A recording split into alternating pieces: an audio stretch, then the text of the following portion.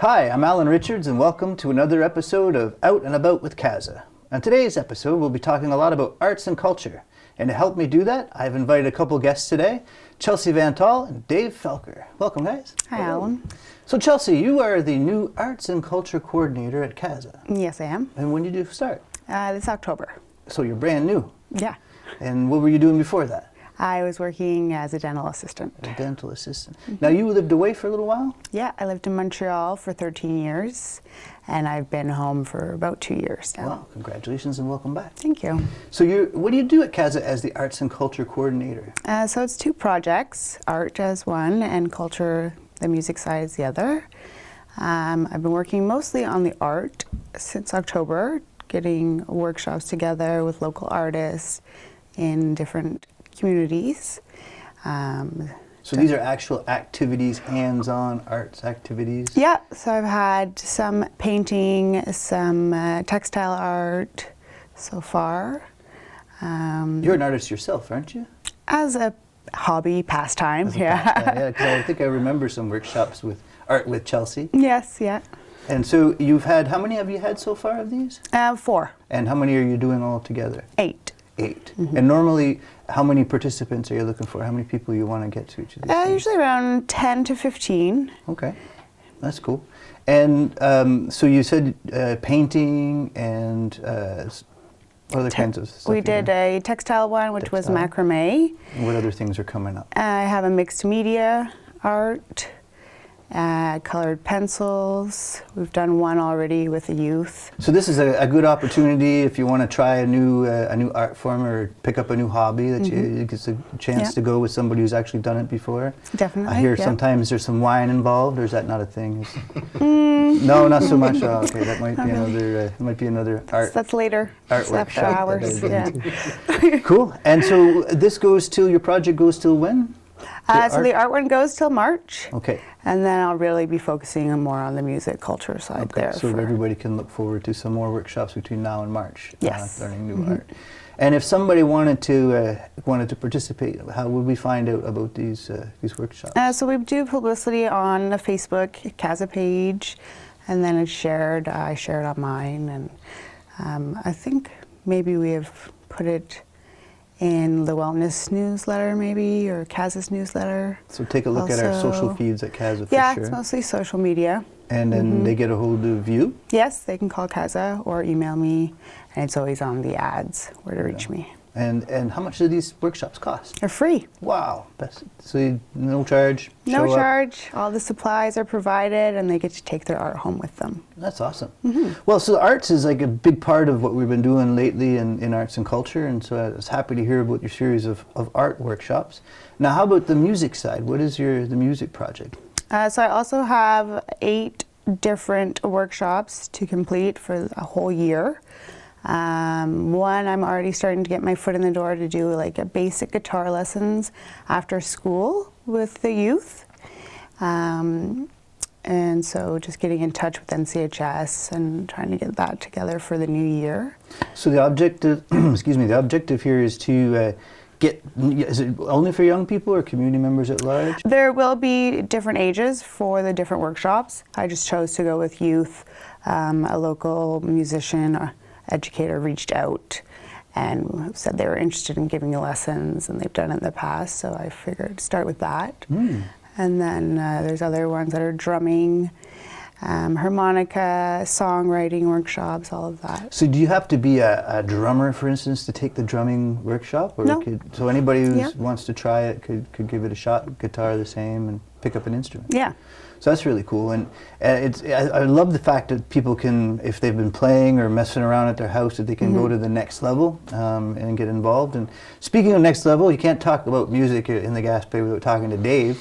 And over the last year, I know, Dave, you've been involved in organizing some shows, some local shows. Yep. That we did, the Kaza Cultural Showcases. Could you tell us a bit about what was behind that idea? Sure. Well, we actually started, it was 2 years ago. It was in the middle of COVID, where we decided to try to help out the musicians that were out there, and obviously the shows had dried up. So we did some online shows for, I can't remember how many, maybe a dozen or 15 different online shows where it was Facebook Live through our Gaspésian Way page. to give them a shot to sort of maintain, give them a reason to still practice, you know.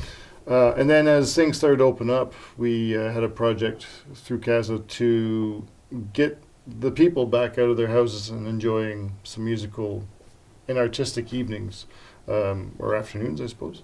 So we, all around the coast, from, I mean, we did as far as the Holy Name Hall in Douglastown to the Fleurin Point Community Center. We had showcases where we had 2, 3, or 4 different musicians, different musical acts do a few sets. And sometimes it wasn't just music. Sometimes we had maybe some storytellers or comedians get up and do some bits. And it all kind of culminated into a final showcase that we did last March called Homegrown, where we had, I think there was 25 musicians all on stage. And even before we hit the musical aspect of it, the front was done up as a bit of an art exhibit. Chelsea had some art there. And we even had music from a band from Cascapia St. Jules that played during the art exhibit in that front foyer of the Cultural Center in Paspiac. And then once the showcase started, it was fantastic. We had musicians from Gaspé all the way to Listugush. And the idea being that everybody was connected some way, so they were able to play a song or two. But then they would have other people that they weren't used to playing with back them up on some of their songs. So, and we never practiced, of course, because geographically it was next to impossible. But it was great because we were able to bring them all together. And it was about a 3-hour show, I think, by the time it was all said and done. Everybody got to do 2 songs, but there was different bands that were on stage and different duos, and some people in multiple bands, so it kind of worked out well. And I think the hardest part of organizing all that was getting 25 musicians to get up on stage when it was time to, because they'd all sort of met each other backstage, and they were all jamming in the back rooms for like 2 hours. So it was a really nice experience to sort of bring them all together. So we kind of want to recreate that again this year. So I was at that show, and I gotta say there was a really cool vibe. Kind of when you see so many people on stage at one time performing. Sometimes they weren't even involved in the song, but jump in on a harmony or pick up an instrument and start to do some back vocals or back line. I think it's cool too that so we built them local. We had the local shows, and you did them in local venues. So Legions and 50 Plus and local halls. And so more and more I think we're seeing that these organizations are even able to continue to organize shows and bring the bands out. And then you got the bands together, so they started to create amongst themselves and network.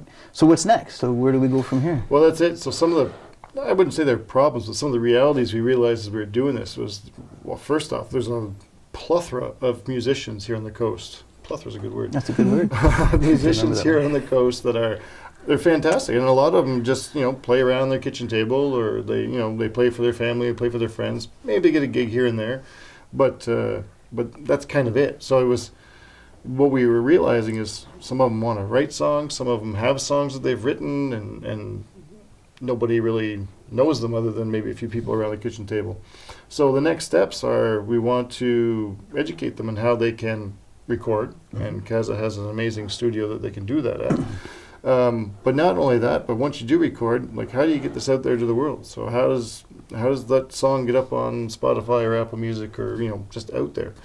And how do you become a professional? How do you make a little bit of money off it? How do you So we're kind of exploring that. How do we make that happen? So for this year, in probably the first weekend in April, looking at the calendar, we want to do Homegrown again, but rather than just one day, we want to spread it out over 2 on a Friday and a Saturday, and have the musicians come again and some artists come again, and have various presentations for them, because they're there anyway to play music and jam and have a good time. Well, why not bring in Culture Gaspésie or the Minister of Culture and Communications to tell them the opportunities that are available for them as an artist. How can I become professional? What opportunities are out there for me? and how do I register for these things? And then same with the musicians, we're going to have Mary Lou do a couple presentations on how to professionalize your music and how to follow your songs around once you get them out there. What radio stations are they hitting? So it's going to be a full packed 2 days for the artists themselves, but the community is going to be welcome to come and see the exhibits, take part in the market that we'll have set up. And of course, there's going to be an opening ceremonies of music. There's going to be a live jam because the musicians do it anyway, so you might as well throw them on stage and let them do it. And then we'll have the big showcase again at the end of the 2 days. So really, there's a whole bunch of different ways that people could be involved in homegrown, but in all of this, the scene that's happening now. It sounds really exciting. If you always played an instrument and never done it on a stage, or if you've played on the stage and wanted to learn how to record, or if you actually record a song and want to make it and put it out there to the world, I mean, we have something for everybody along the way. And I'm thinking Chelsea's workshops that she's doing in music that'll take place sort of after March, after Homegrown. Maybe Homegrown is going to inspire some people to come out and try some of those workshops. And then maybe the next Homegrown in the year after, in 2025, those people that are taking these workshops will be able to get up on stage and play with some other musicians. So yeah, wouldn't it be cool, you know, the youth group that's coming together, form a band or write a song, and because Dave, you've been involved in it's the Triculturals. Yep. So you have some original music. Yep. It's just come out. You guys just launched It's the music. we're just waiting to do some final editing, and it's going to come out early in the new year. Wow, that's a cool. That in itself is a cool initiative. Not necessarily the CASA initiative, but the three communities: Mi'kmaq, Francophone, and English speaking. If we go back far enough, that whole band developed the Necessity Festival, which CASA was sort of helping launch in the first place. So yeah, it's a snowball effect of a CASA project. But it is kind of cool to see how, you know, one thing leads to another, and over time, as more people get interested in this, that it can grow and grow and grow. And so I think about the people at home watching this segment, and they like to be involved. So are there different ways that you could be involved? You could be a participant, obviously, in your workshops, music or art. What about if you're a presenter? Let's say I'm a painter. Can I be involved? Yeah, we're going to work out, see if maybe there'll be workshops in the day behind the scenes for the artists, or if people already have things they want to put on display to sell, or just to have people admire them. Of course, yeah. We have the artists and artisans who are already making things and selling them through our Gaspesian Way platform. That's it. Yep. Yeah. But yeah, through the Homegrown, there's going to be the art exhibits. So if you are a painter, you can display your materials. There'll be an artisanal market as well on the main day. So there's going to be an art exhibit set up, but we want to make sure there's a chance to be able to sell. So it might be a lot like the Christmas market that they held at the Cultural Center, something along those lines.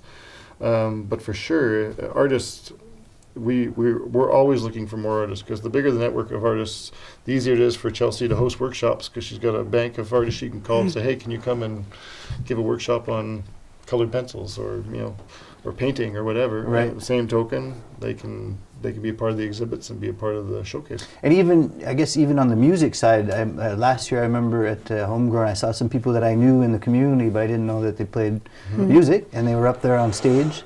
And now, Dave, I know you're really plugged into the music scene in the Gaspé, but if there's somebody out there that was kind of always thinking about doing this and wanted a chance, what do they do? Just reach out. I mean, I'm all over the Gaspesian Way Facebook feed or the CASA Facebook feed, or you find me on Facebook and let me know. Like, I want to be involved. There's always opportunity. I love bringing new musicians, and you know what? As a musician, we love to get new people to come join our network, because you never know who you're gonna make a new band with or new jam with, and it's a lot of fun. So. And it just dawned on me, so people could actually go on bonfiremedia.ca and watch last year's Homegrown, correct? It's there. So there you go. So if anybody wants to be inspired about what's happening, you can go check out that show, and maybe it would get you interested. You said the beginning of April, maybe? Yeah, April 6th and 7th is the dates we're looking at right now. We were looking at Easter weekend, but Easter weekend. So we're going to move. And if somebody wants to be part of that and they want to contact you, they get you on Facebook? Yeah, or Chelsea. Or call CASA. Yep. CASA knows how to get a hold of you. Yep. And Chelsea, workshops, music and art, if anybody wants to participate, they're free. Just reach out, watch our social media, find out when they're happening. And if you want to give one, just reach out to CASA again. Exactly. So it's CASA. You can call us anytime, 418-752-5995. And if you want to talk to Chelsea, just ask to speak to Chelsea, and she'll give you some more information and get you signed up. That's today's episode of Out and About. Hopefully we'll see you next month when we talk about another topic that's exciting and interesting to the English-speaking community. I'm Alan Richards. Thank you.